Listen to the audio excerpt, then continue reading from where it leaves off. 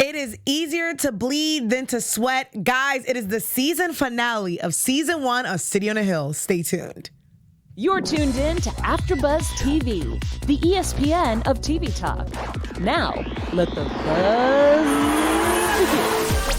Hey guys, happy Sunday. I am Nakia Monet, and welcome to the season finale of City on a Hill.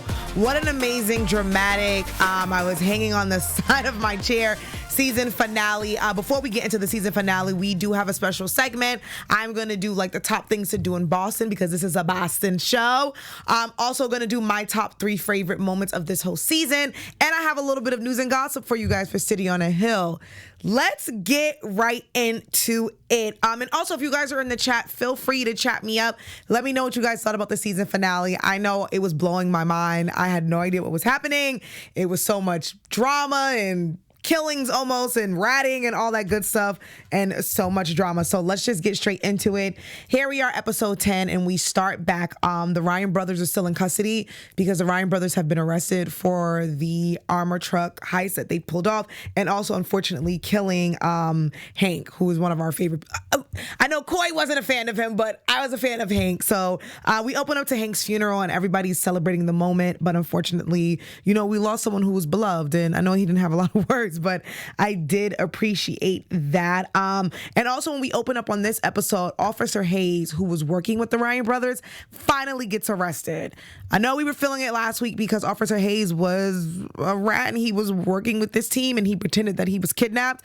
So because the Ryan's home is phone tapped, he finally gets what's due. And I know a lot of you guys were in the comments last week like, wait, what do you, because me and Corey last week were saying like the writers have done such a good job on this show where you feel a little empathetic and you feel a little sympathy towards the bad guys. Now, we're not saying that, yes, bad guys must get away and we salute people for robbing banks. We were just saying the writing on the show, they've done such an amazing job where you feel for these people and you hate some of, because you get to see what it's like. I think every system has their way where you get to see what it's like on the inside, and not everybody's crooked, but you got to see the crooked dealings with the FBI and Boston police, and you have people who really want to do their job like Decourcey and Rachel and Hank, but then you have all the opposition. So I was happy to see Officer Hayes finally get arrested because he's a dirty cop. He was a cop, but he was robbing people with the Ryan brothers. So there is that. Our guy Jimmy. Now, I want you guys to let me know, so remember last week, I kept saying Jimmy and Frankie's relationship reminded me so much of, if you guys haven't seen the movie, it's called New Jack City, one of my favorite classics with Wesley Snipes. And the relationship with him and his brother reminded me of Frankie and Jimmy because in New Jack City, spoiler alert, Wesley Snipes' character kills his younger brother because he feels like his younger brother was doing the most and got him in trouble. And this situation felt the same where Jimmy, the younger brother, is ratting on his big brother and throwing him under the bus pretty much for immunity. So Jimmy wants blanket immunity. He's like, I'm only going to talk if I get that immunity. And he pretty much threatens Jackie before he gets that immunity. And it's unfortunate. And I want you guys to let me know, because here we have a family. We have 2 brothers who obviously they've been in competition their whole life. They're doing these 30 deeds and they're doing these deals. And it's really unfortunate when, though they've both been doing bad things, I guess it's like when you're in that situation, what do you do if you're Jimmy? Do you throw your brother under the bus, or do we ride or die together? I'm in this crime with you. I ride with you. We go to jail together. Or are you selfish for your own needs? Because we know originally why Jimmy was doing what he was doing, because he wanted his family back. But his family's never getting back together. But does that mean throwing your brother under the bus? I don't know. And it's not that I would say Jimmy's doing it because he actually felt bad, because Jimmy was doing all the bad things with his brother. And we learned that Jimmy actually took the life of Kelly Kanicki. So it's not like he had an aha moment and was like, you know what? I want to repent. My brother did all these bad things. I want to save his life. It was just for his own selfish needs. That's just my thought. Jackie. If I haven't said this before, Kevin Bacon has to get all the Emmy nominations and awards for this role. He did such an amazing job playing Jackie Rohr, and Kara Sedgwick, his wife, the amazing actress and director, she got the amazing opportunity to direct one of the episodes. But Kevin Bacon has been doing his thing as evil as Jackie, and Jackie tells Decourcey not to give Jimmy the immunity. And Decourcey's a little hung up on that. He's like, wait, why is Jackie telling me that? Like, I don't trust him. And Decourcey and Jackie's relationship has been a really interesting relationship where he doesn't know if he can actually trust Jackie. And obviously Jimmy has something over Jackie's head, and everyone's been trying to figure that out. Let's see. Jackie calls Jimmy a rat and says that he does not need to be trusted. But Jimmy does what we feared he would do. He ratted on his brother and said that all of them had the hands in killing the 3 Revere armed guards. But he puts it all on his brother so he can get that blanket immunity, his get out of jail free card, as he says. But on the stand, his brother pulls a fast one on him, and the lawyer asks Jimmy who killed Kelly Kanicki, and it all comes out that it was actually Jimmy. So remember, the beginning season, Frankie's daughter, Kit, has been having all these bad dreams. And the way the writers set it up, I thought Frankie was the one who killed Kelly Kanicki, but it was actually Jimmy himself, which actually messed up the deal for Decourcey that he was working out for him to get that immunity card. But Jimmy got his get out of free card, which I'm really interested in. I guess we can talk about this more in predictions, like what's going to happen with Jimmy. How do you live with yourself? Now, remember, this is Boston 1992, so you can't really walk the streets. Everyone knows you as a rat. You don't have your family anymore. Your parents are going to think you're disgusting. We see little Kick his knees spit at the car. So are you really respected or trusted? And now your brother is going to serve life for a crime that you guys both committed. All for what? That if this show was real and I met Jimmy in real life, I would ask him, like, you did this all for what? What was the reason of doing this? So that's really unfortunate. Jackie and Jennifer have a heart-to-heart about their marriage. And, Jennifer says to Jackie, look, I love you, and I even tried to understand why you did the things you did to me. I tried to sleep with another man, and I couldn't do it, so how were you out here in these streets cheating on me? And she said to him, if you don't feel that way, then you don't need to come home with me. And it looks like he did go home with her. So I'm interested to see how that relationship's going to turn out. But something really interesting, Jenny has like a therapeutic moment with her mother. So we learned last episode that Jenny's father was raping her. Not having sex with her, raping her. He was taking advantage of her and raping her. And we learned in last episode she got pregnant by her father, and her mother ignored it. So Jenny has this moment where she has a heart-to-heart and a rage out with her mother. And she told her mother, this is all your fault. This is because of you. And I want you out of this house. And, her mother... It's one of those things where I think today as millennials and the generations after, we're the generation where we're trying to get rid of, we're trying to break the chains of the bad things that happen in our family. Because if you think about in old times, meaning 20, 30 years ago with older people, a lot of things that happened bad in families, a lot of people didn't talk about it. A lot of people brushed it under the rug. There were young boys and girls getting molested and raped in their family. And sometimes a lot of older people would shun it and say, I don't want to talk about it. You know what I'm saying? Like today we have therapy and today we talk about a lot of things. But back then it was just one of those things where it's like, we don't want to talk about it. I don't care. So it's one of those things where Jenny's mom, now me as a mom, there's no way I'm protecting my husband after he's raping my daughter. But I know, actually there's no excuse. There's really no excuse. But I do know older people were one of the people who would like shut the door on bad things that happened. So I'm actually proud of Jenny for releasing her rage out on her mother and letting her know, like, I can't believe that you stood by. She said this whole time, I thought it was me, but it was you. You're the problem. And she kicked her mother out on the streets and said, you have to go.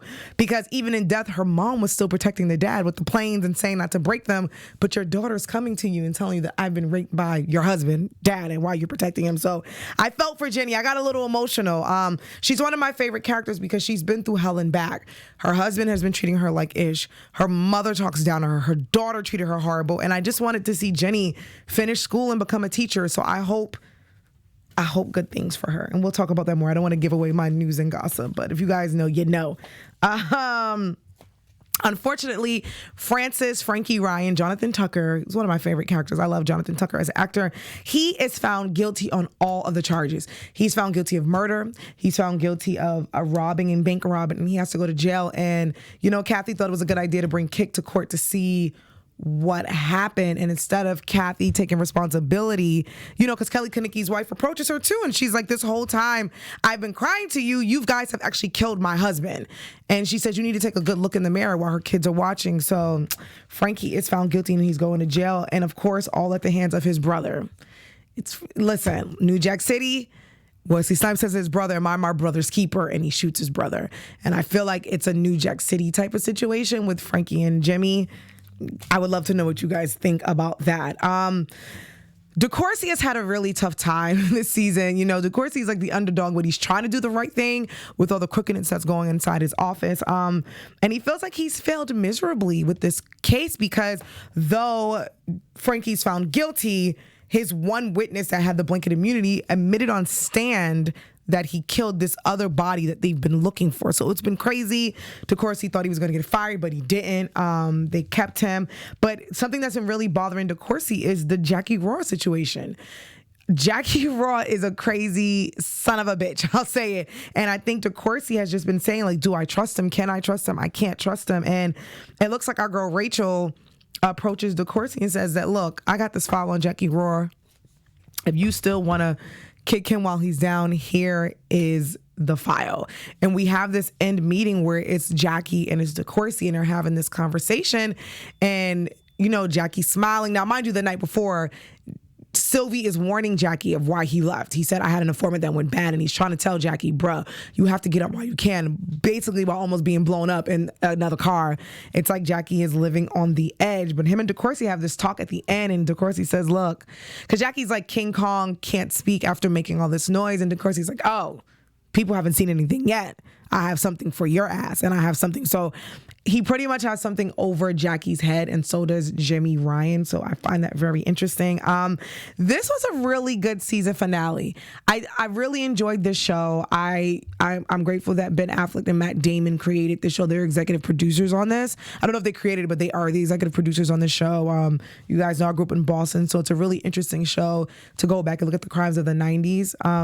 I think they did really good for a season finale because they answered a lot of unanswered questions, and there's some things that we still need answers to. So I'm really interested to see how they're going to go forward with that. But in all, I really enjoyed this season finale. I got a lot of really good quotes, like from Siobhan. She says, it's easier to bleed than to sweat.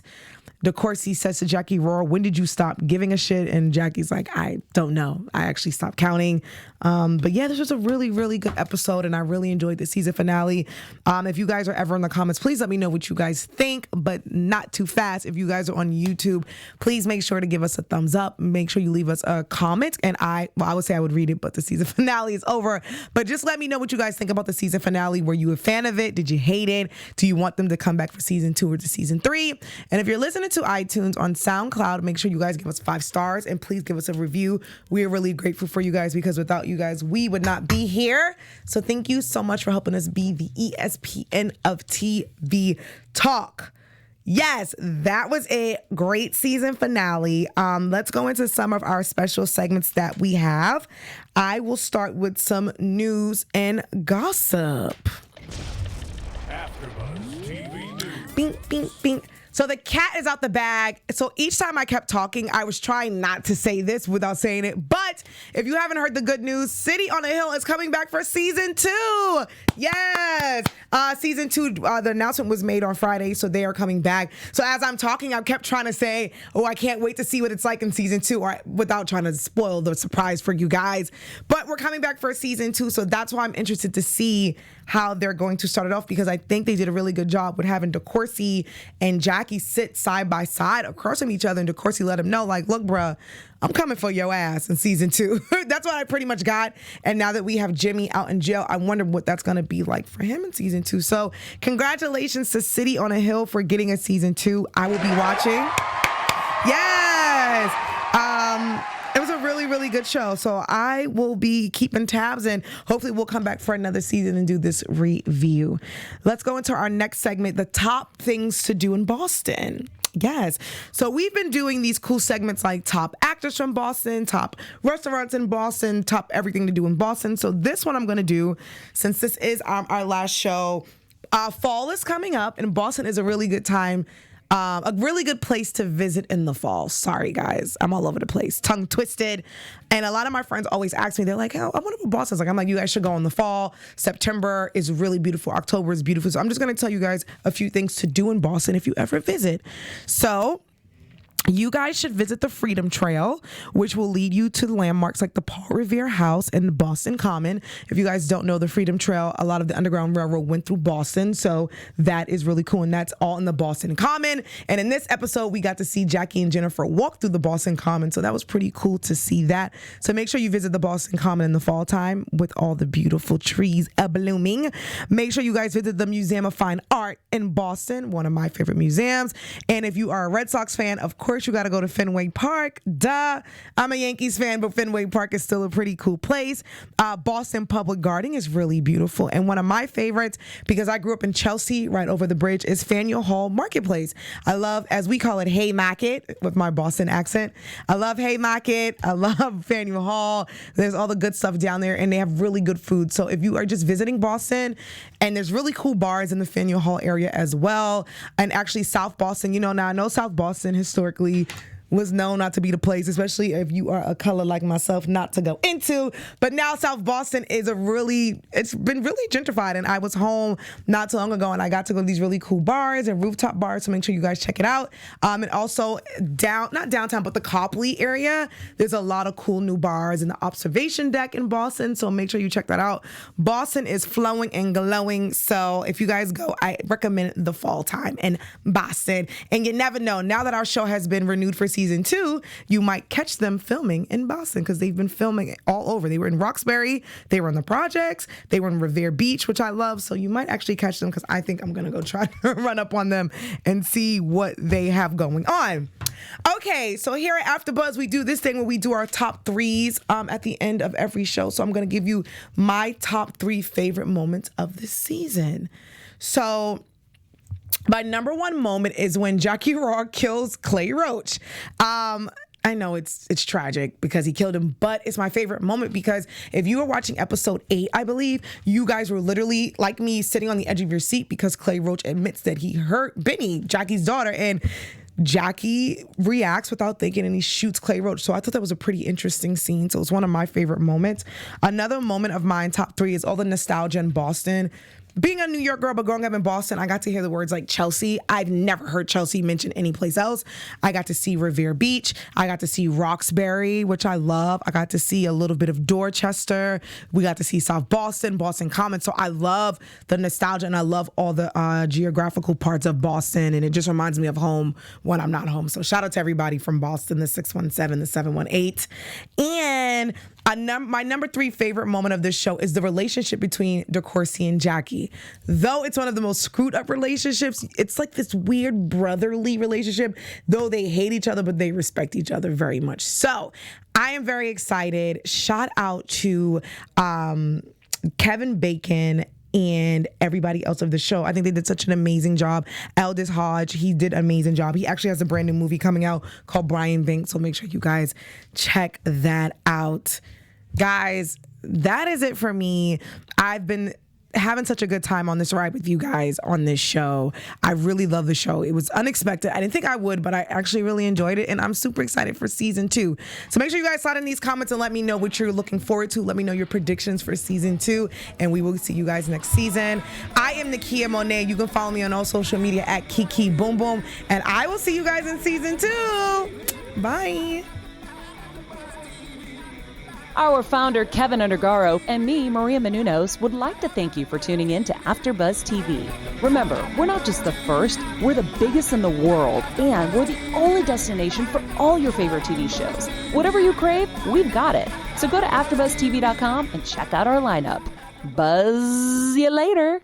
The views expressed herein are those of the hosts only and do not necessarily reflect the views of AfterBuzz TV or its owners or principals.